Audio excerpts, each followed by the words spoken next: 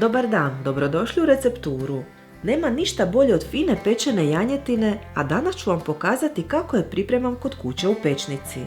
Napravila sam je s pečenim krumpirom, a uz nekoliko detalja i savjeta koje donosim u ovom videu, bit će jednako fina kao i ona sražnja. Za recept sam uzela 1 kg i 20 dkg janjetine koju sam ranije oprala i posušila, pa ćemo je prvo posoliti sa svih strana.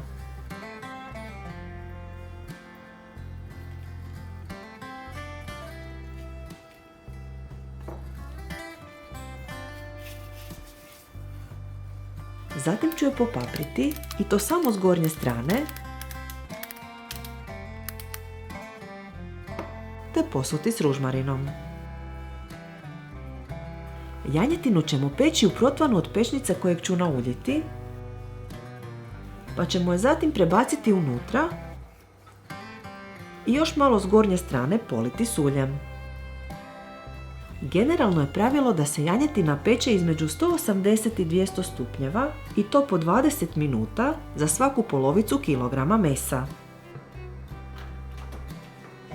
Za početak, ovu janjetinu stavljamo peći u unaprijed zagrijanu pećnicu na 200 stupnjeva 30 minuta. Za to vrijeme pripremit ću i kilogram krumpira za prilog. Ogulit ću ga i staviti u posudu s vodom, pa narezati na manje komade.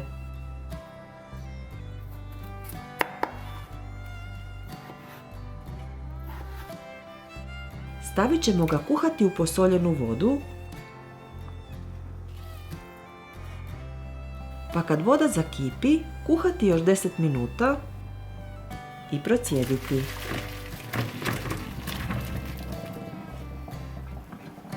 Zatim krumpire prebacujemo u posudu, gdje ćemo ih začiniti sa soli, paprom, ružmarinom,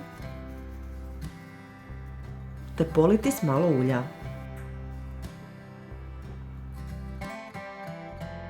Nećemo ih miješati, nego dobro protresti posudu da se sve dobro prožme.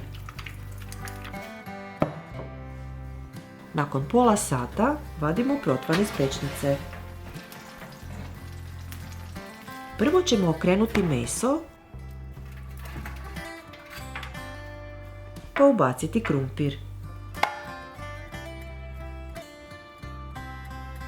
Treba ga dobro rasporediti po dnu protvana,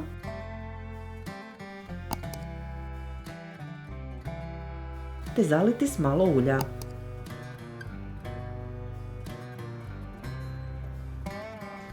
Sve vraćamo u pećnicu i dalje pečemo na 180 stupnjeva novih 30 minuta. Nakon toga janjetinu još jednom vadimo iz pećnice, pa ćemo je opet okrenuti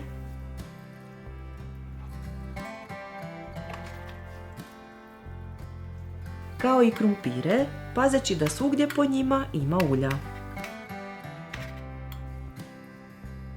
Meso treba zaliti sa sokom od pečenja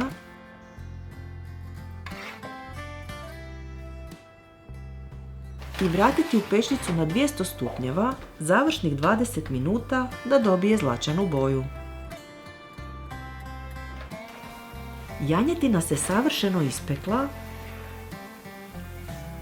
pa je preostaje narezati dok je još vruća